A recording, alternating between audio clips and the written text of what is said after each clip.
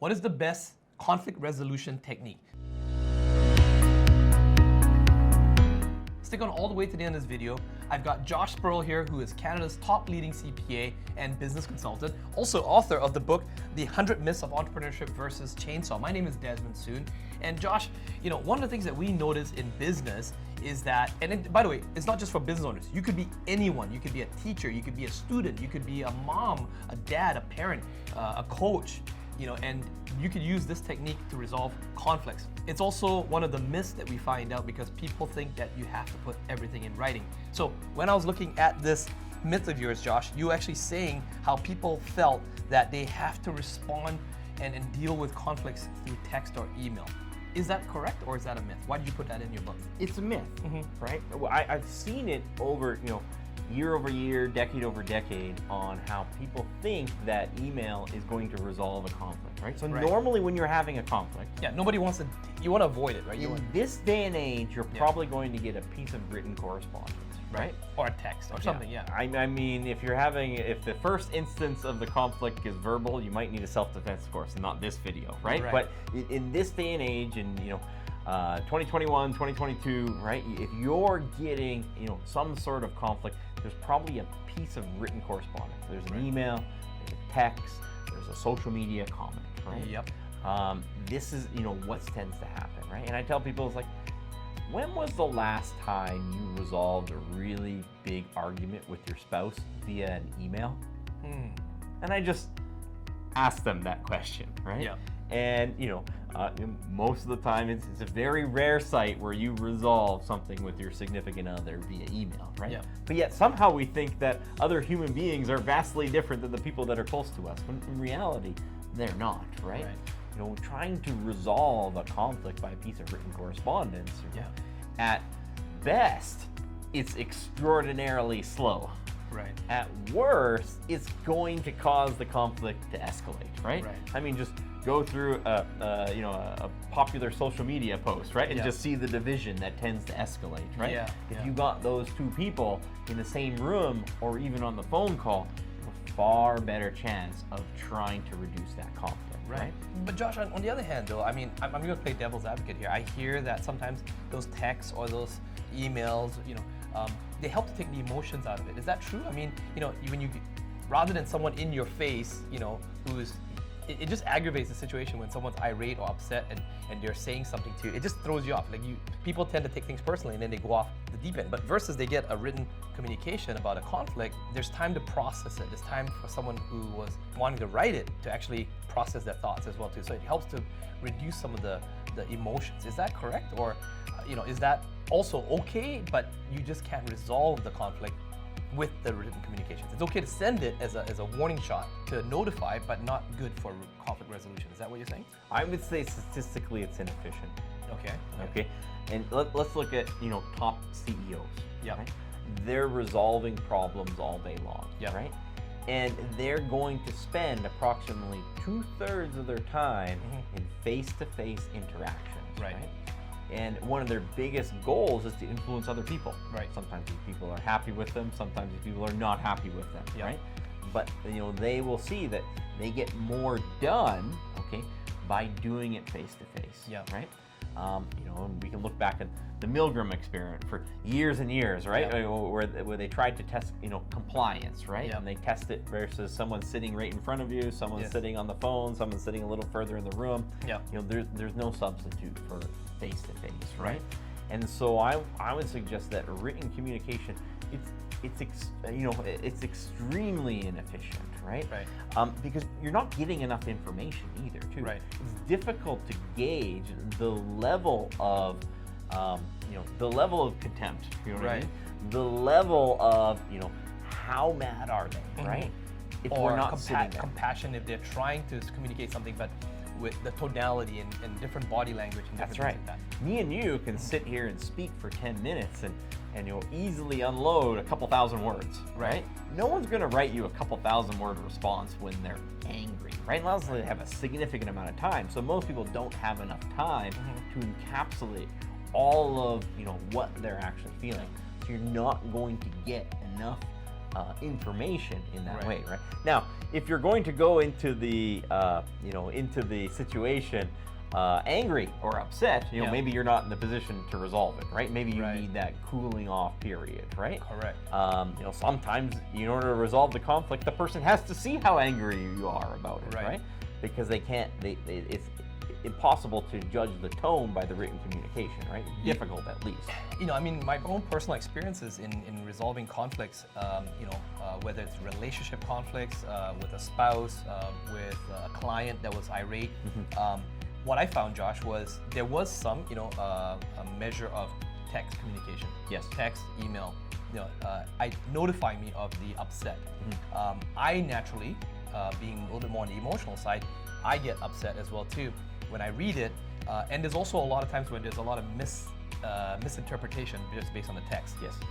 What I found was that if I took some time, obviously I would respond back and kind of clarify the issues, which I think are keeping it objective, not getting subjective.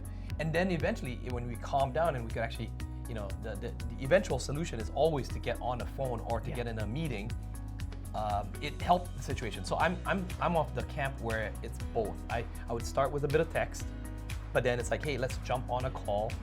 I think it's a lot faster. You can see my face. You can tell I'm not actually trying to personally attack you. I'm not trying to, you can see that I actually still care about you, but I think there's a miscommunication here.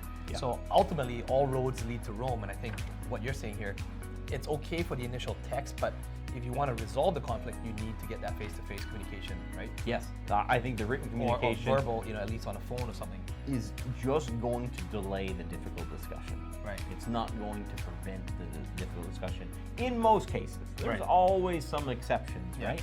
But this is where we attack it from business consultants, right? Yeah. And maybe you're trying to resolve a business issue, or maybe you're trying to resolve a personal issue, right? Yeah. But as business guys, we just look at the numbers, right? Yeah. And so, often my role as a CFO in companies, right? I'm not the guy actually trying to resolve this. The lawyer's trying to resolve this, right? Yep. And there's been a tremendous amount of clients that I've seen over the years where the lawyer gets involved in the letter writing war. Oh my God, yeah.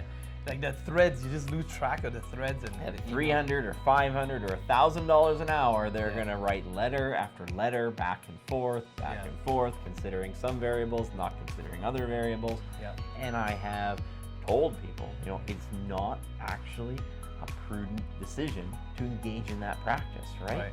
As soon as you get in this back and forth letter, I always tell them as the CEO, it's like, as the CFO, I tell them, cut the lawyer off and tell them your budget is assigned to you either setting up what we call four-way meetings, so we have both parties and both attorneys there, Yep.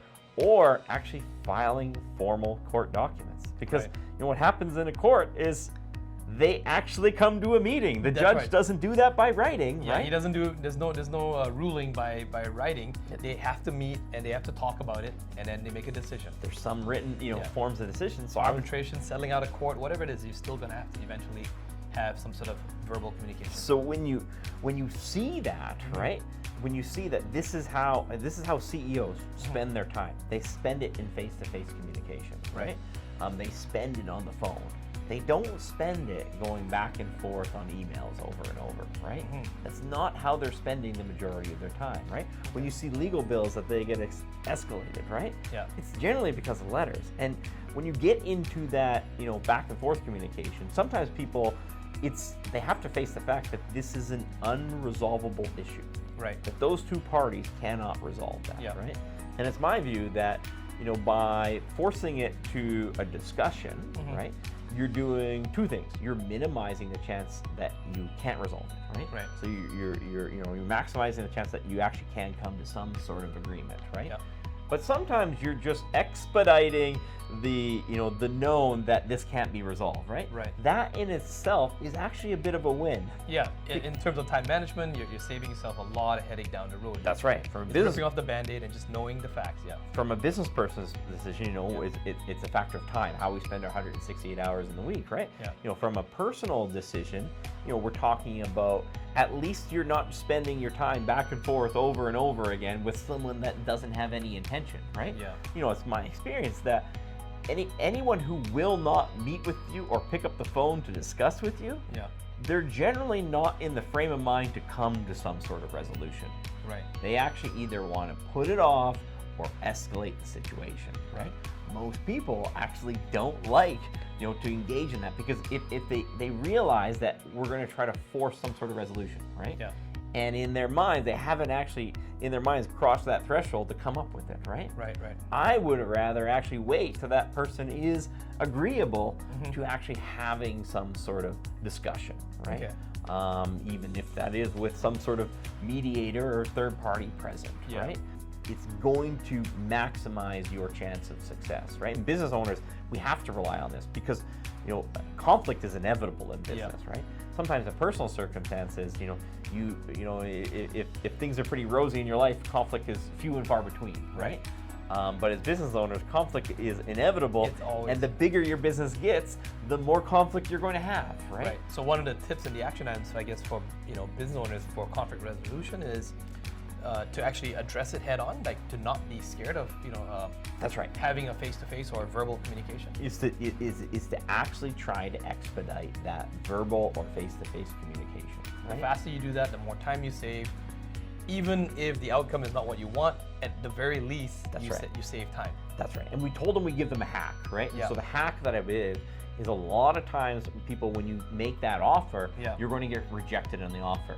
And what comes back is another piece of written communication. Right. Usually from someone who doesn't have an intention of resolving the issue right now, right? They just haven't made that decision that there might need to be a little bit of give and take here in order to get to some sort of resolution, right?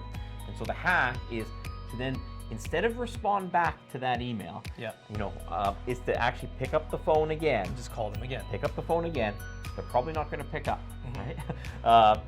They're probably going to let it go to voicemail. Sometimes they'll pick up, but when you tell them, it's like, hey, this issue is important to me.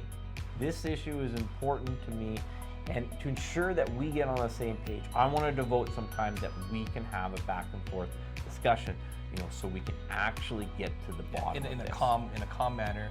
And I want to be able to address and hear your concerns. When you tell them that it's important to you, that is the common ground, right?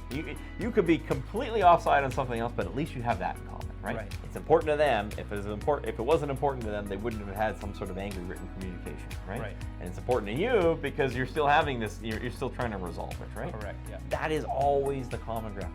And if you start with that, a lot of times you can actually get to something. Even if it's just a discussion that gets people talking again, not to the resolution. Maybe they're not in the headspace to get to the resolution, but they can have a discussion, right?